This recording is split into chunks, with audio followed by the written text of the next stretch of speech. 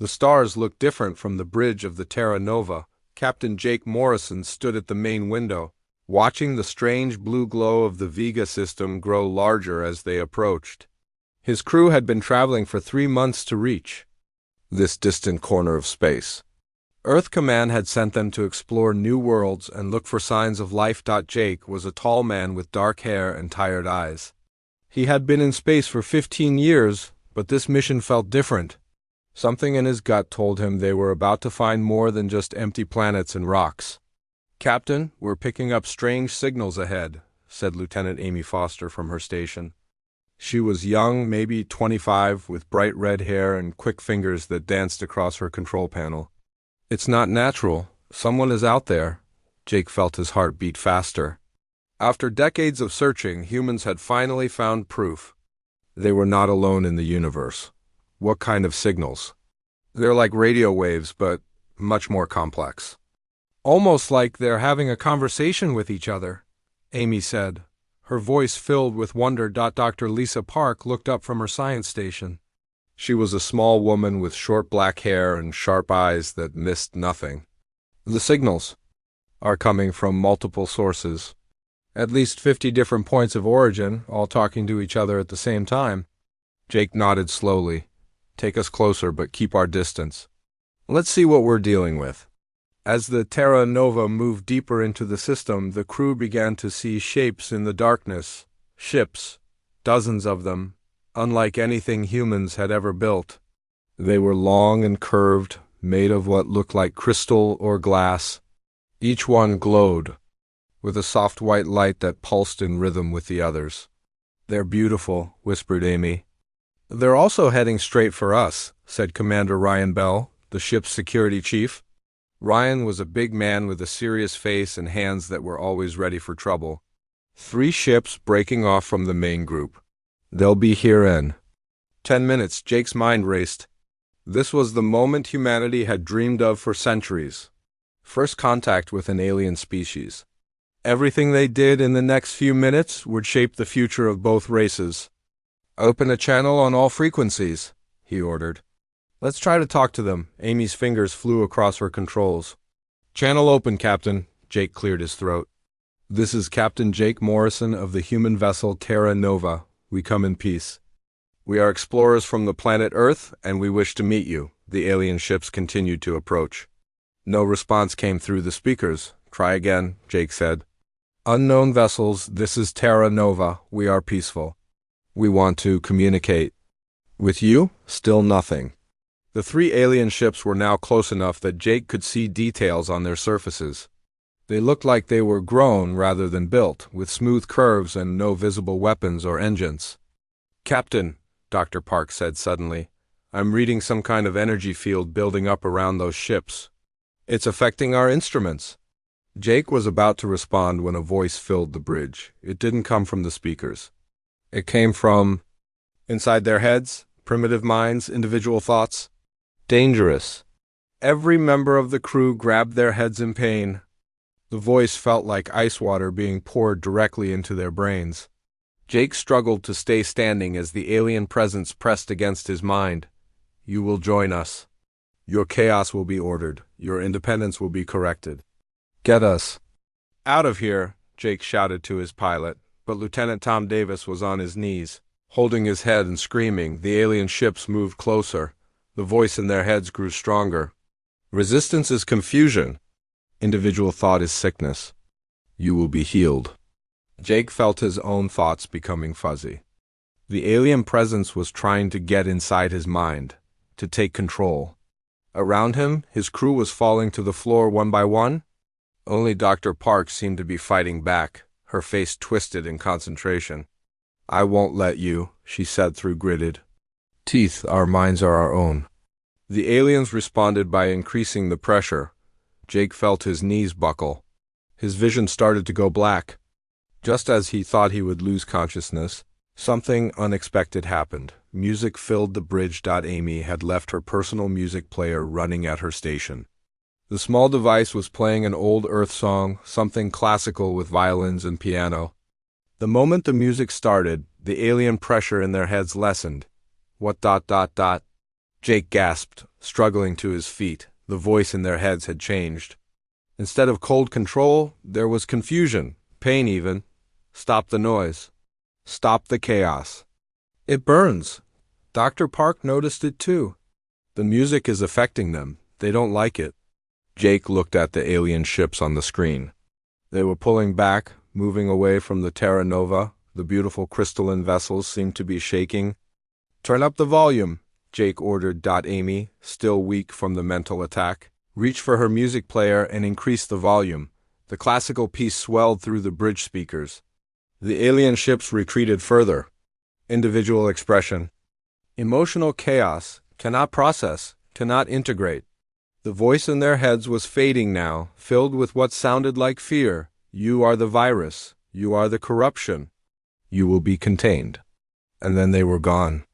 The 3 alien ships rejoined the main group, and the entire fleet moved away from the Terra Nova at high speed. Within minutes, they had vanished into the darkness between stars.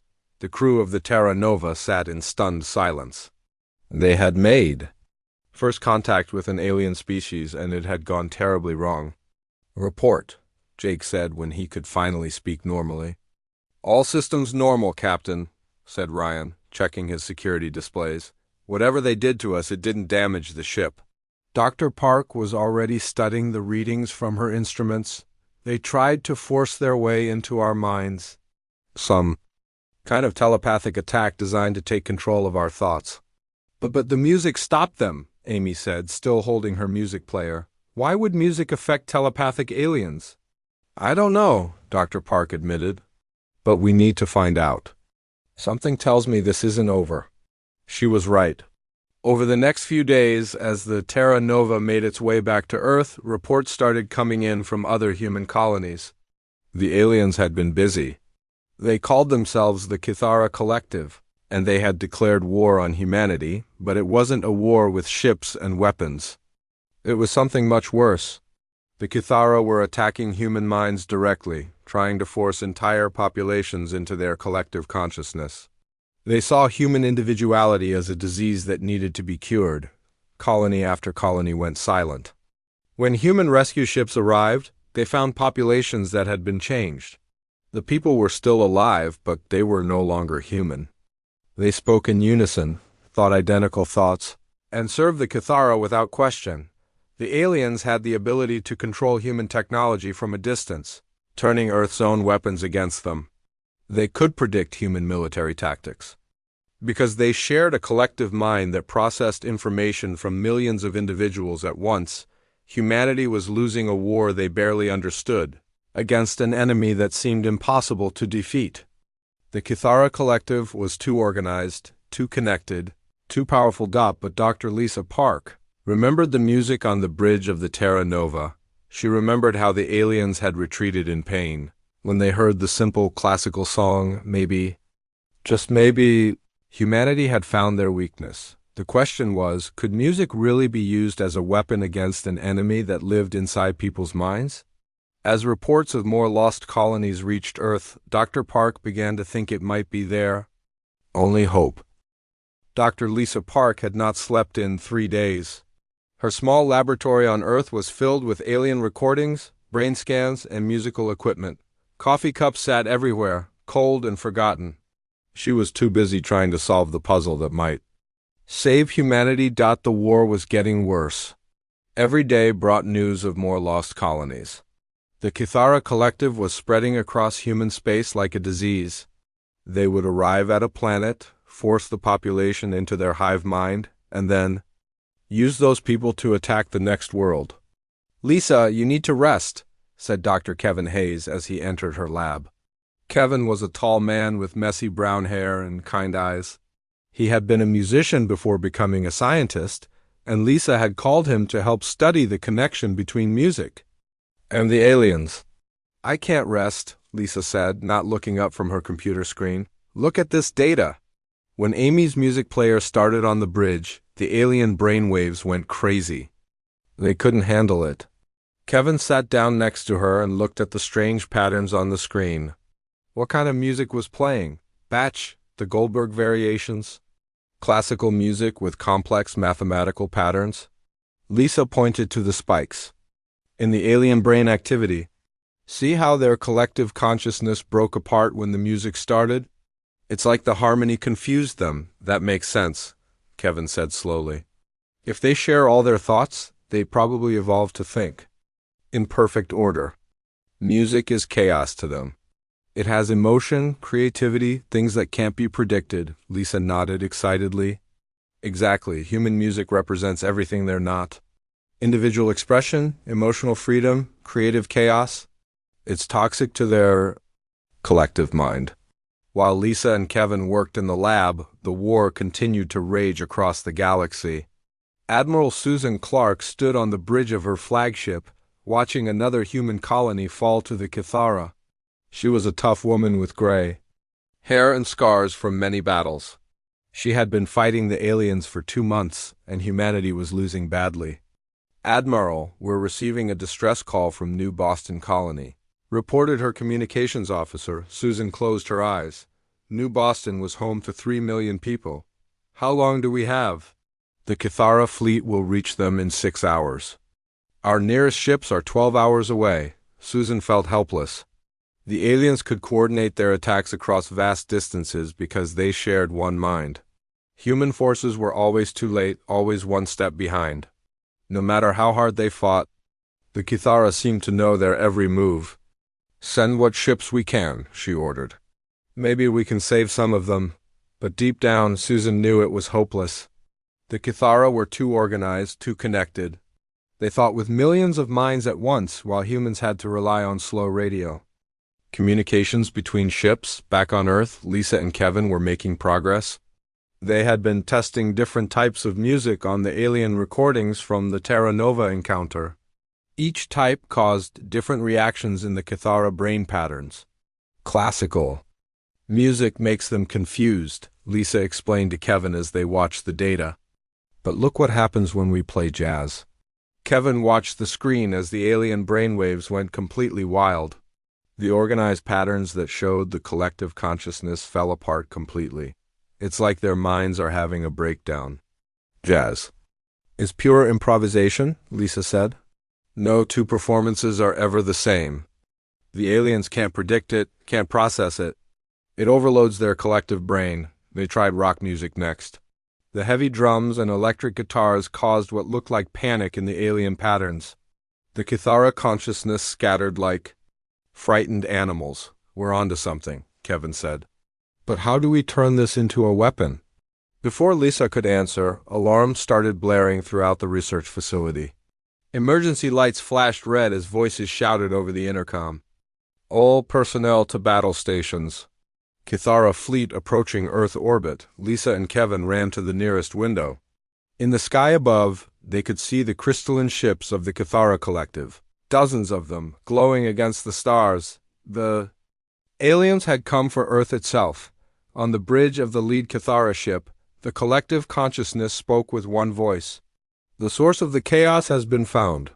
The individual minds that create the poison music live here. They must be cleansed. The alien ships began to descend toward Earth's surface. Their telepathic weapons reached out, trying to force the planet's population into their collective mind. In cities around the world, people grabbed their heads in pain as the aliens tried to take control, but something unexpected happened. In a small radio station in New York, a young disc jockey named Amy Foster was playing music when the attack began. She was the same Amy who had been on the Terra Nova, and she remembered what had happened during first contact. As the alien mental pressure built in her head, Amy did the only thing she could think of.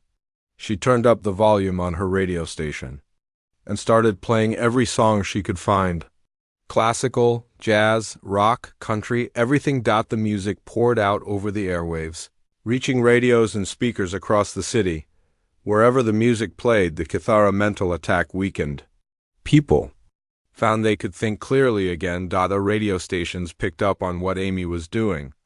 Soon, music was playing all over Earth. The Kithara ships in orbit began to shake and retreat. The collective consciousness was in chaos, the noise, the individual expression. It burns our unity, the aliens said as they pulled back from Earth. We cannot process this chaos. We cannot integrate these minds. The Cathara fleet retreated to the edge of the solar system, but they did not leave.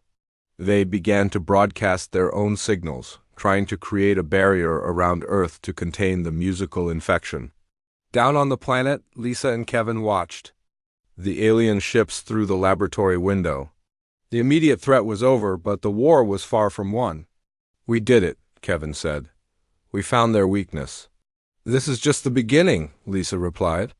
"Now we need to figure out how to take the fight to them." General Paul Martinez arrived at the laboratory that same day. He was a strong man with a square jaw and determined eyes. He had been put in charge of Earth's defense against the Cathara, and he needed weapons that could actually hurt the enemy. "Show me what you've discovered," he said to Lisa and Kevin.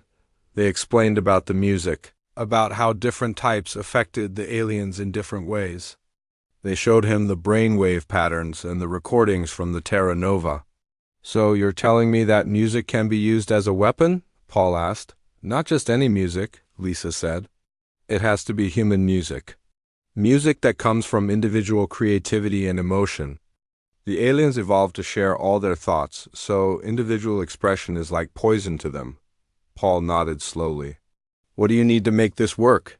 Musicians?" Kevin said. "Composers, singers, players.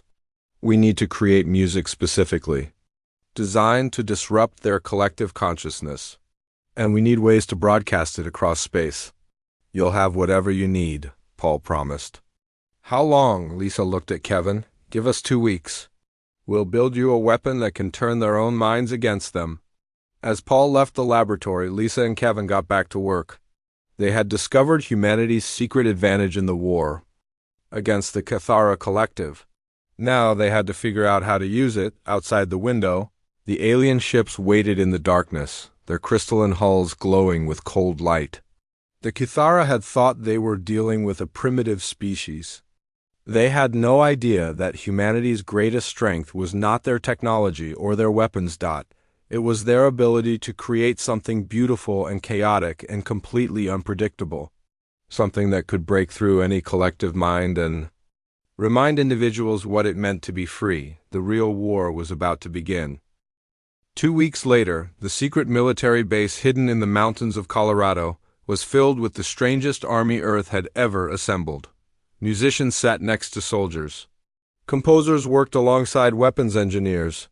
The sound of violins mixed with the hum of advanced computers. Dr. Lisa Park walked through the main hall, amazed at what they had built. General Paul Martinez had kept his promise. He had given them everything they needed to turn music into a weapon of war. "How are the tests going?" Lisa asked Dr. Kevin Hayes, who was standing next to a massive speaker system. "Better than we hoped," Kevin replied, holding up a tablet showing brainwave patterns. "Maria Santos finished her first combat composition yesterday." When we played it for the captured Cathara signals, their collective consciousness completely fell apart. Maria Santos was a young woman with long black hair and intense brown eyes. She had been a famous composer before the war, but now she was writing music designed to destroy alien minds. Her latest piece was called Individual Voices, and it was unlike anything ever created. "The key is layering different melodies that never quite match," Maria explained to a group of military officers. "Each instrument plays its own part, but they all conflict with each other. It creates chaos that the Cathara can't process." Tony Richards, a sound engineer with thick glasses and steady hands, had been working day and night to build speakers powerful enough to broadcast music across space. "The problem is distance," he said. "Sound doesn't travel in vacuum. We need to convert the music into energy waves that can reach the alien ships." "We've solved that," said Dr. Park, pointing to a new device that looked like a radio antenna crossed with a musical instrument. "This converts musical patterns into electromagnetic pulses. The aliens will feel the music directly in their collective consciousness." General Martinez stood at the center of the operation, coordinating everything. He was a man who understood that wars were won by using whatever advantages you had. If humanity's advantage was music, then music would become their weapon. "We're calling it Operation Crescendo," he announced to the assembled team. In 3 days, we launched the first musical attack on a Kithara stronghold. Lieutenant Commander Steve Johnson will lead the assault. Steve Johnson was a Navy officer with sandy hair and quick reflexes. He had volunteered to command the first ship equipped with the new musical weapons. His crew included some of the best musicians on Earth, all trained to perform under combat conditions. "Are you sure about this?" Steve asked General Martinez privately. "We're going into battle with violins and drums instead of missiles and guns." "The traditional weapons don't work on them," Martinez replied. "They can control our technology, predict our tactics, and turn our own ships against us. But they can't predict creativity. They can't control individual expression." On the bridge of his ship, the Harmony, Steve looked at his unusual crew. Rachel Kim sat at the weapons station, but instead of targeting computers, she had a violin. Jake Williams was at the communications console with a full drum kit. The entire ship had been rebuilt to broadcast music instead of firing weapons. "This is the strangest mission I've ever been on," Rachel said, tuning her violin. "But if it works, we'll be the first humans to hurt the Kithara."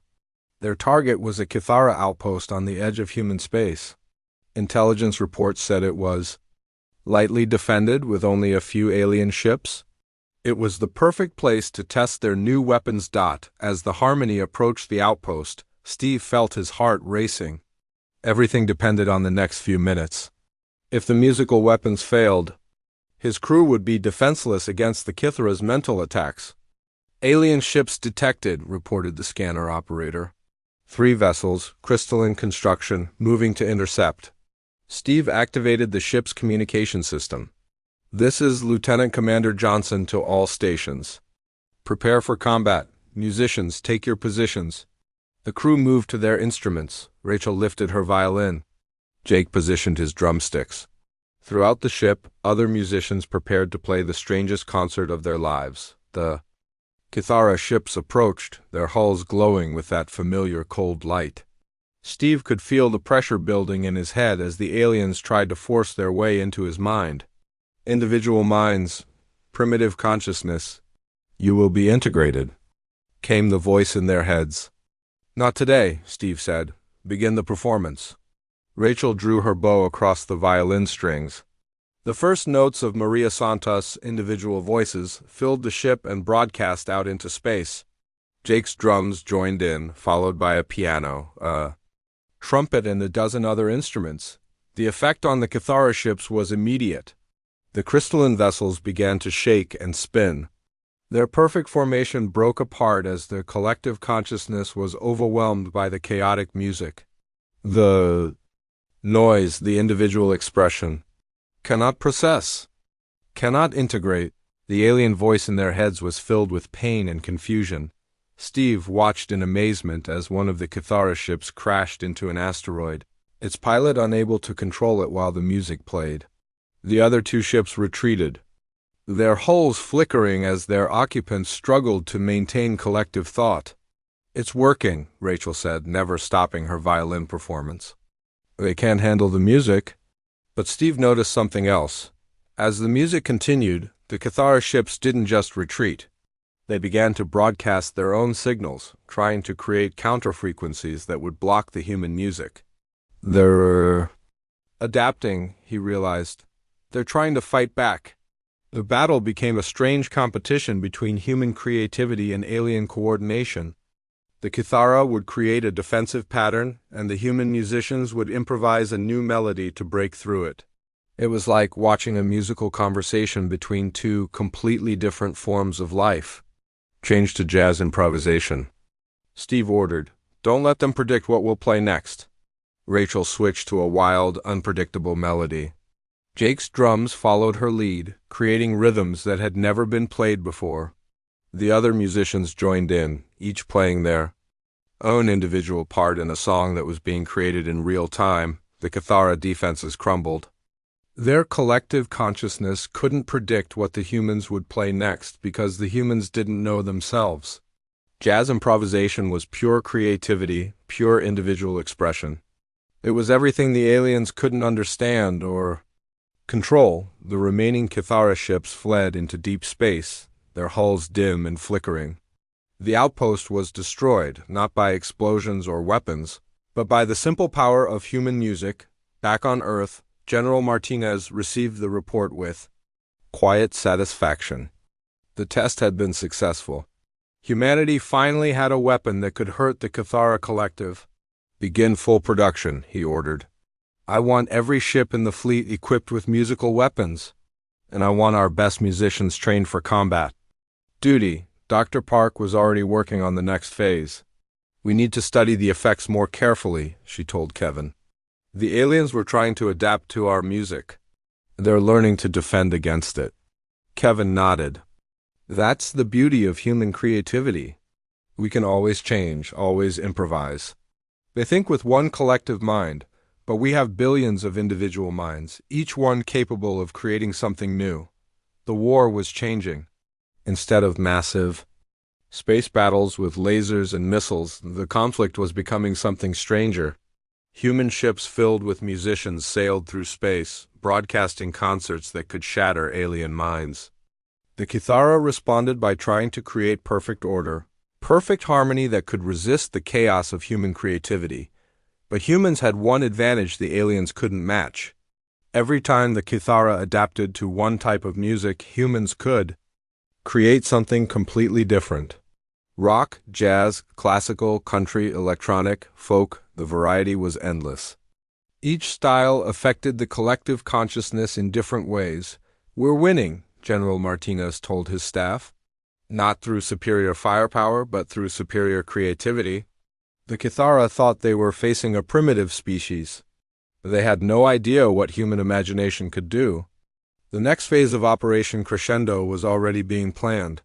Human fleets would carry their musical weapons deep into Cathara space, broadcasting concerts that would free entire worlds from the collective consciousness the aliens had started. This war thinking they would easily absorb humanity into their hive mind. Instead, they were learning that human individuality was not a weakness to be corrected. It was a force of nature that could not be stopped. The victory celebrations on Earth didn't last long.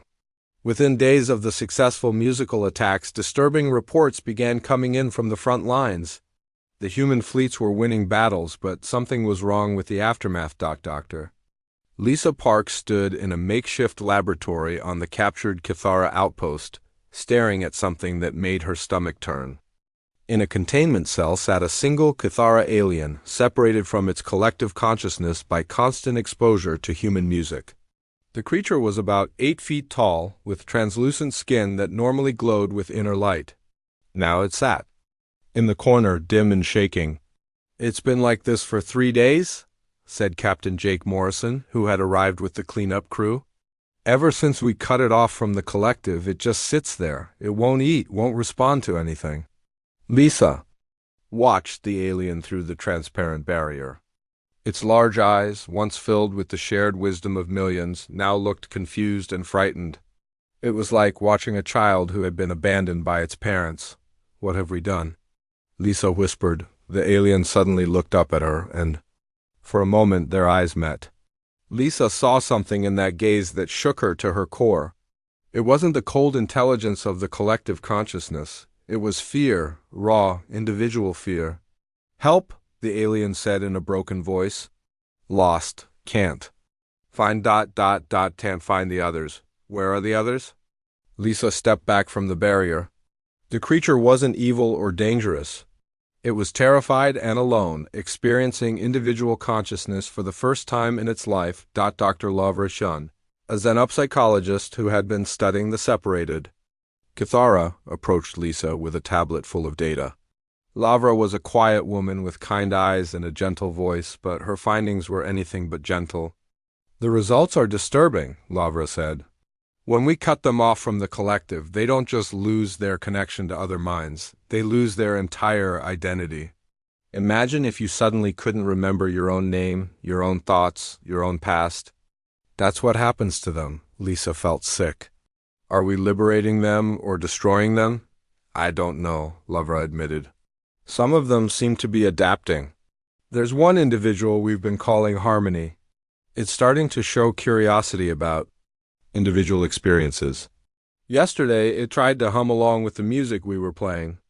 Meanwhile, on the bridge of his flagship, General Paul Martinez was receiving reports from the ongoing musical offensive. The news was mixed. Human forces were winning every battle, but the cost was becoming clear.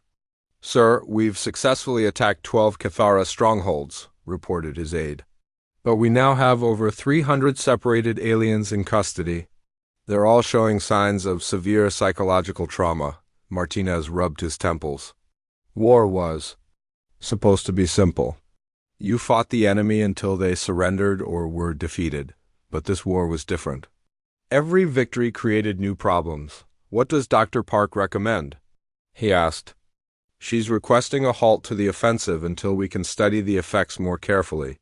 She believes we might be committing genocide without realizing it." Before Martinez could respond, alarms began blaring throughout the ship.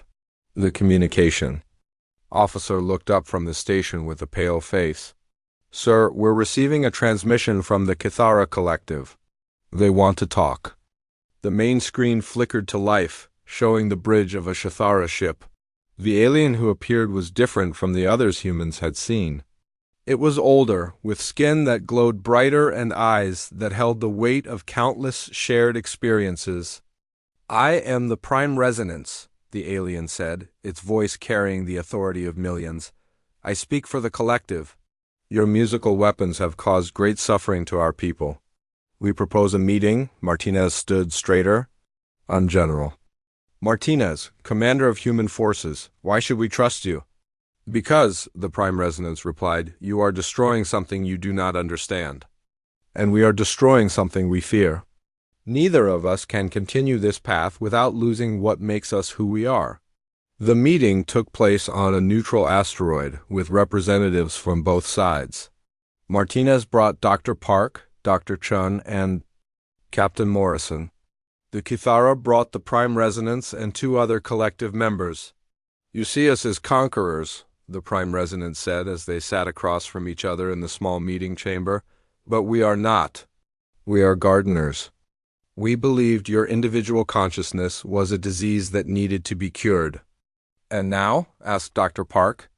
"Now we have seen what happens when our people are cut off from the collective. They suffer. They become lost and frightened. Your music doesn't just hurt us. It destroys us." Captain Morrison leaned forward. "You were trying to do the same thing to us.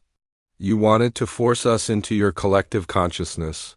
"Yes," the Prime Resonance admitted. "We believed you would be happier as part of our unity. We did not understand that your individuality was not a flaw to be corrected, but a different way of existing." Dr. Cheen spoke up. "We've been studying the separated Cathara. Some of them are starting to adapt to individual consciousness. They're learning to think for themselves." "That should not be possible," said one of the other Cathara representatives. "Without the collective, they should cease to function." "Life finds a way," Dr. Park said. "Even your people, when given the chance, can learn to be individuals." The Prime Resonance was quiet for a long moment. "Show us," it finally said back on the research station. They brought the Prime Resonance to see Harmony, the Cathara individual, who had been adapting to separation. The creature was no longer sitting in the corner. Instead, it was standing at a small table, trying to arrange colored blocks in different patterns.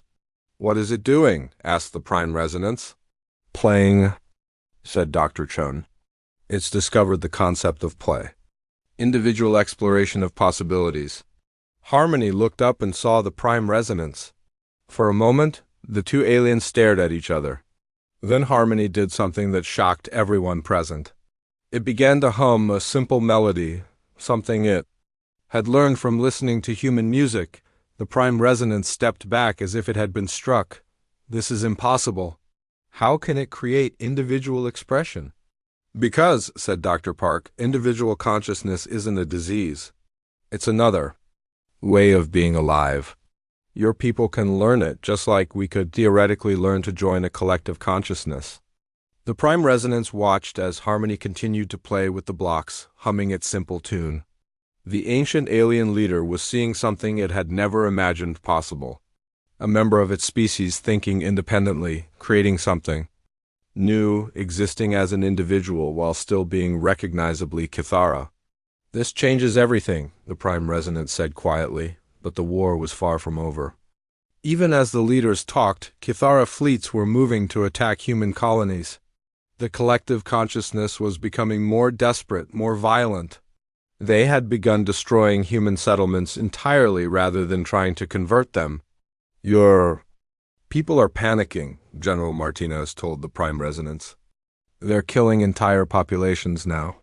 "Because they are afraid," the Prime Resonance replied. "They have never encountered anything like human consciousness before. To them, you are not just an enemy. You are a fundamental threat to everything they believe about existence." Dr. Park realized the terrible truth. The war couldn't be won by either side. If humanity continued its musical attacks, they would destroy the Kithara collective consciousness, leaving billions of aliens as lost and traumatized as Harmony had been.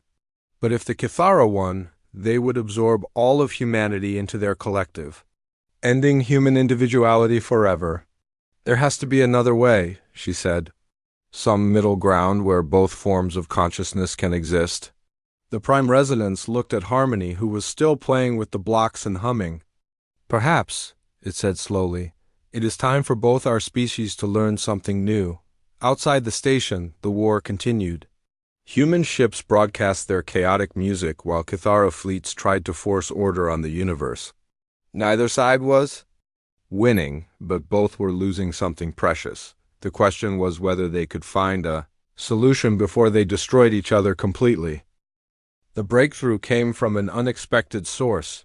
Harmony, the separated Kithara, who had learned to think as an individual, was sitting with Dr. Kevin Hayes in the research station's music room. Kevin was teaching the alien how to play simple melodies on a small keyboard. "Listen," Harmony said, pressing keys with its long, translucent fingers. "This note alone is small. But when I play it with this other note, ... It pressed two keys at once, creating a simple harmony. Together they make something bigger, something beautiful." Kevin looked up from his own keyboard. "That's right. That's how harmony works. Different notes supporting each other." "Like minds," Harmony said slowly. "Individual minds can work together without becoming the same mind." Kevin felt his heart race. "What did you just say?" "In the collective, all minds become one mind. But in your music, different voices stay different while still working together. Why can't consciousness be like music?"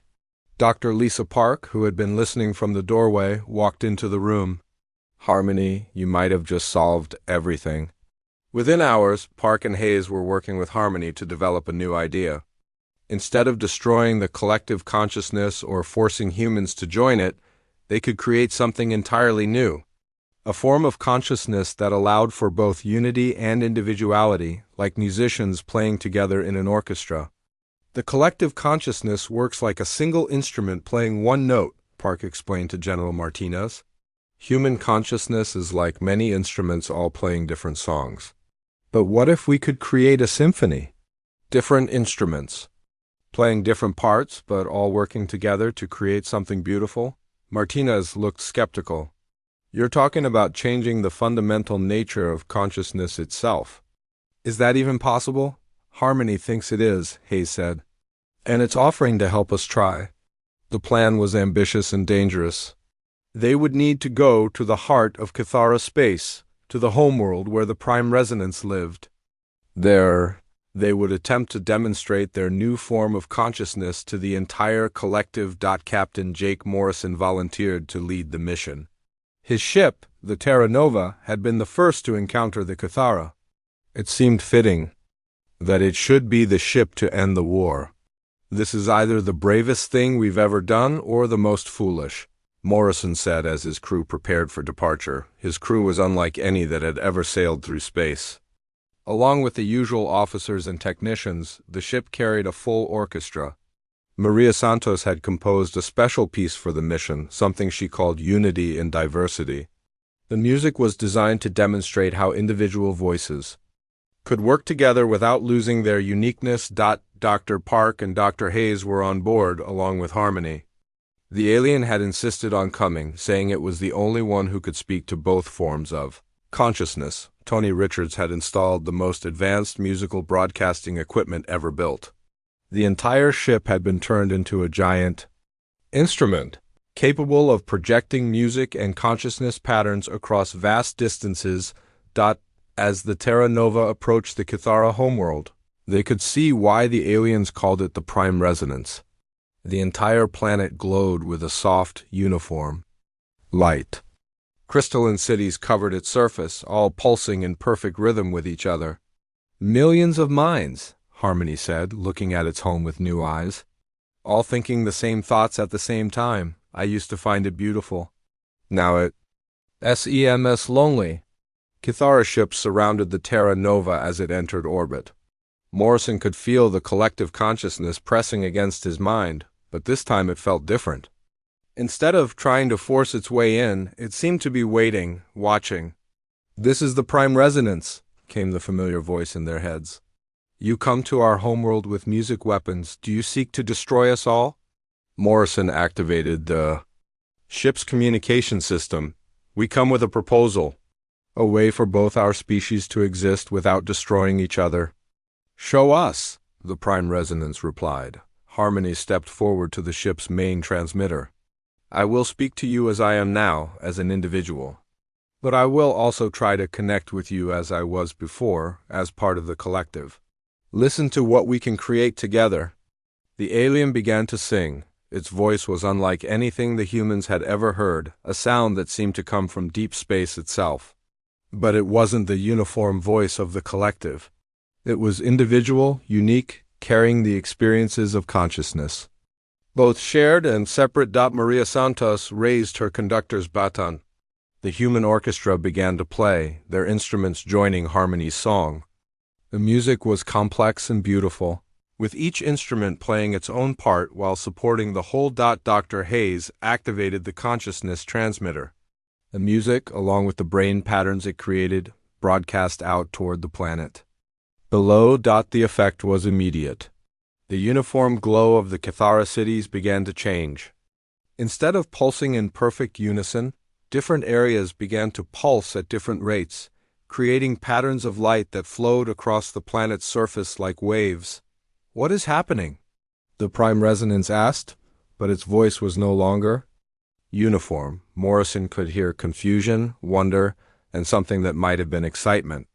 "We're showing you what consciousness could be," Dr. Park said. "Individual minds working together, but not becoming identical. Unity without uniformity." On the planet below, something remarkable was happening. Individual Kithara were beginning to experience their own thoughts while still remaining connected to each other. They were discovering that they could be part of something larger without losing themselves. The music continued for an hour. Harmony sang with the human orchestra, creating melodies that had never existed before. The consciousness patterns they broadcast showed how minds could share experiences and knowledge while still maintaining their individual creativity. When the music finally ended, the Kithara homeworld looked completely different. The cities still glowed, but now each one pulsed with its own rhythm while harmonizing with the others. It was like looking at a planet-sized light show. "This is beautiful," the prime resonance said, and its voice now carried individual emotion, alongside collective wisdom. "We have spent millions of years thinking as one. We never imagined we could think as many while still being one." The war ended not with victory or defeat, but with transformation. The Kithara began to experiment with individual consciousness while maintaining their collective knowledge. Humans started to explore limited forms of mind-sharing while keeping their individuality. General Martinez, promoted to head the new Interspecies Cooperation Council, stood on the bridge of his ship watching mixed crews of humans and Kithara working together. The aliens had learned to appreciate creativity and individual expression. The humans had learned the value of shared knowledge and cooperation. "It's amazing what we accomplished," he said to Dr. Park, who was now the chief scientist for the joint research projects. "We didn't just end a war," Park replied. "We evolved. Both species became something new, something better. Captain Morrison, now commanding the first joint human Cathara exploration vessel, was preparing for a mission to find other species in the galaxy. His crew included both humans and Cathara, working together like instruments in an orchestra. "Where to first, Captain?" asked his Cathara navigator, its voice carrying both individual curiosity and collective wisdom. "Wherever the music takes us," Morrison replied. In the ship's music room, Harmony was teaching young humans and Cathara how to create music together. The alien had become something new, a bridge between two forms of consciousness. "Remember," Harmony told its students, "the most beautiful music comes when different voices work together. Not the same voice repeated, but different voices supporting each other." The galaxy had been silent for millions of years, filled with species that either thought alone or thought as one. Now it rang with new music, as consciousness itself learned to sing in harmony. Dr. Hayes, now composing pieces for mixed human Cathara orchestras, often reflected on how it all began. A simple piece of classical music on a starship bridge had led to the greatest transformation in the history of consciousness. Humanity had gone to the stars expecting to find new worlds. Instead, they had found new ways to be alive.